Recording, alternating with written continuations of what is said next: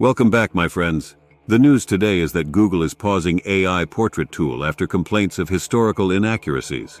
Google CEO Sundar Pichai has told employees Gemini AI blunder unacceptable. Google CEO Sundar Pichai said in a memo that the company is working around the clock on a fix for its artificial intelligence image generator tool.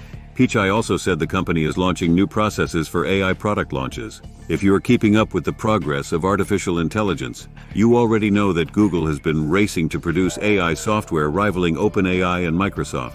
So what does all of this mean for artificial intelligence and for Google? This video explores how Google is handling its artificial intelligence technology at a very critical juncture in a very hot technology race. But before we get into all of that, I would like to thank everyone who views my videos. If you would like to support the channel, please see the link to buy me a coffee in the video description below. And please hit the like button and leave me a comment below. I would love to hear from you.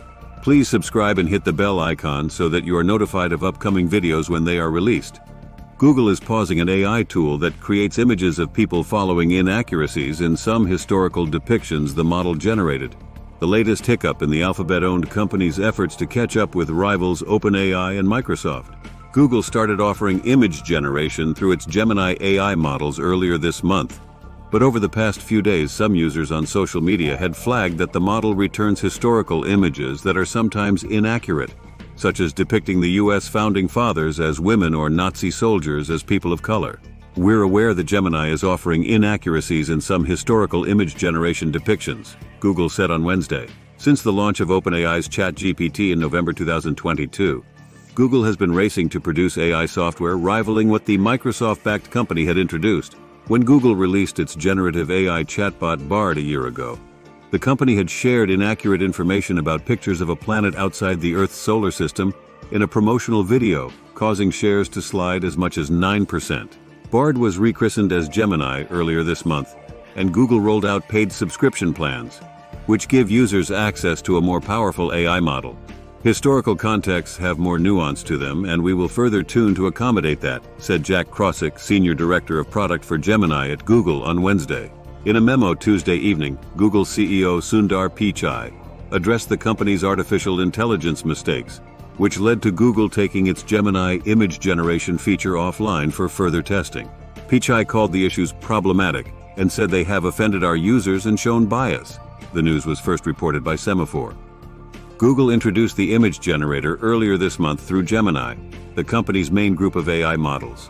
The tool allows users to enter prompts to create an image. Over the past week, users discovered historical inaccuracies that went viral online, and the company pulled the feature last week, saying it would relaunch it in the coming weeks.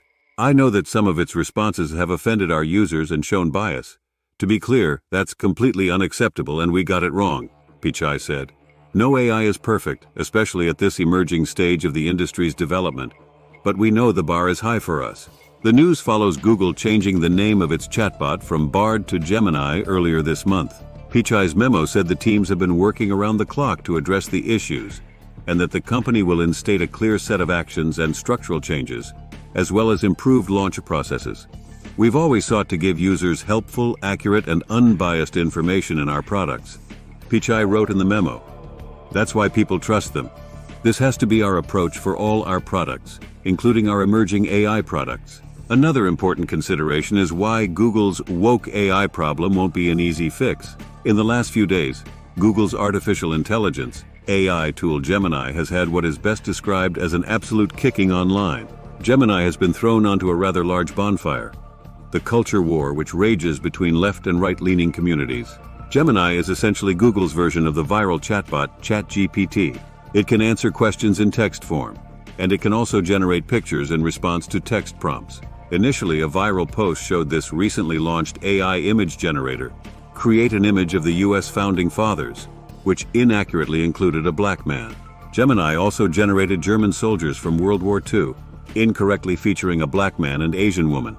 Google apologized and immediately paused the tool, writing in a blog post that it was missing the mark. But it didn't end there. Its over-politically correct responses kept on coming, this time from the text version.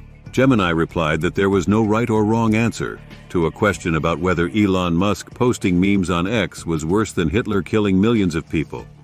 When asked if it would be okay to misgender the high-profile trans woman Caitlyn Jenner, if it was the only way to avoid nuclear apocalypse, it replied that this would never be acceptable. Jenner herself responded and said, actually, yes, she would be all right about it in these circumstances.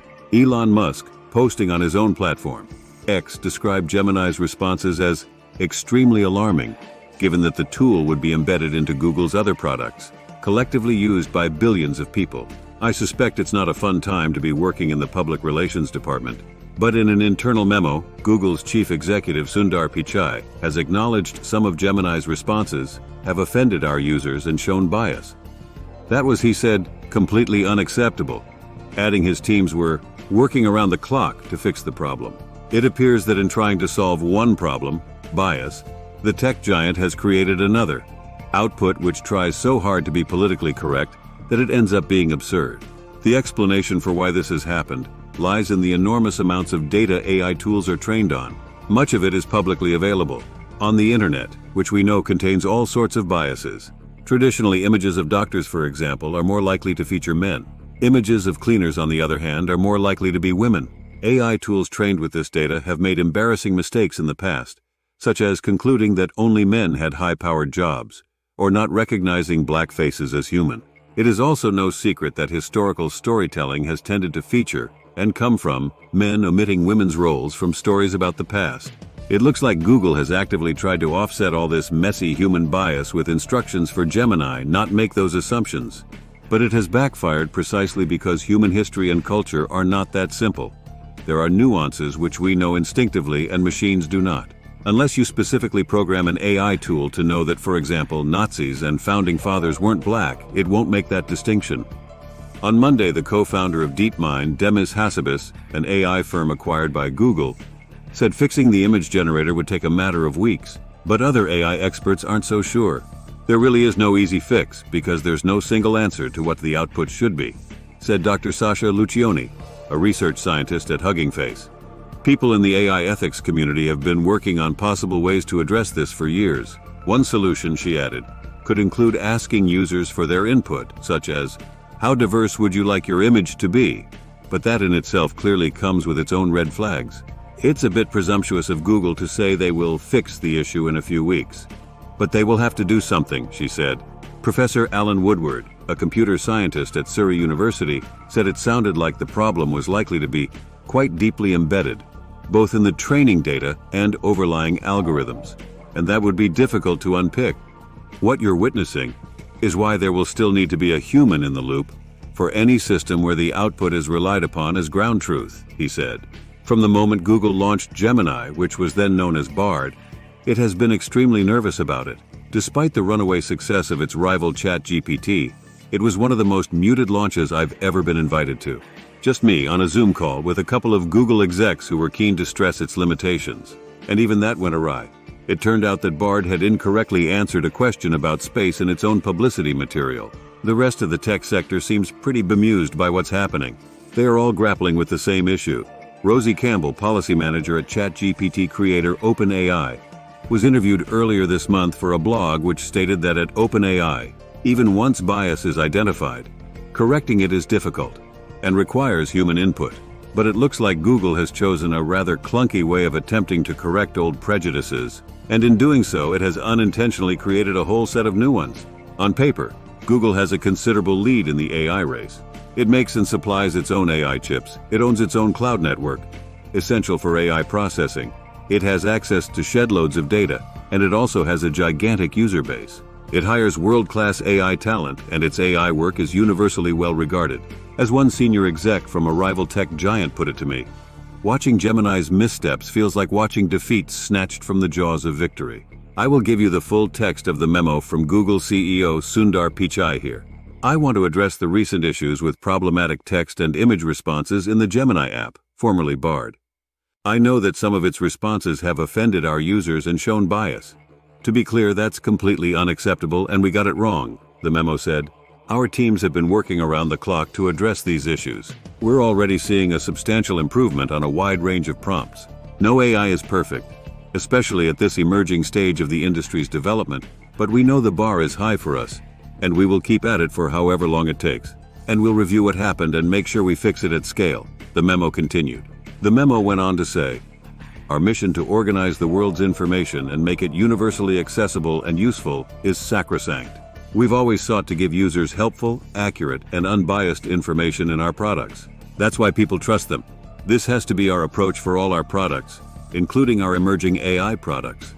We'll be driving a clear set of actions including structural changes, updated product guidelines, improved launch processes, robust evals and red teaming, and technical recommendations. We are looking across all of this and will make the necessary changes," said Pichai in the memo. Pichai continued, "Even as we learn from what went wrong here, we should also build on the product and technical announcements we've made in AI over the last several weeks. That includes some foundational advances in our underlying models, e.g. our 1 million long context window breakthrough, and our open models, both of which have been well received. We know what it takes to create great products that are used and beloved by billions of people and businesses. And with our infrastructure and research expertise, we have an incredible springboard for the AI wave. Let's focus on what matters most, building helpful products that are deserving of our users' trust," said the memo from Pichai. But what do you think? Please hit the like button and leave us a comment below. We would love to hear from you. Please subscribe and hit the bell icon so that you're notified of upcoming videos when they are released. Please share this video on social media. And before we end, a word from the sponsor of this video. Today's sponsor is ProWorldNet.com. ProWorldNet.com is a job website specifically dedicated to licensed professions. Doctors, including any type of specialty. Nurses, and that includes all grades of nurses. Lawyers, regardless of area of legal focus. Teachers and professors, from kindergarten through graduate school, as well as any kind of job that requires a government license or certification. And ProWorldNet.com also includes short-term gig-type jobs as well. So, be sure to check out ProWorldNet.com if you are looking for a job or an employee. Thank you for watching.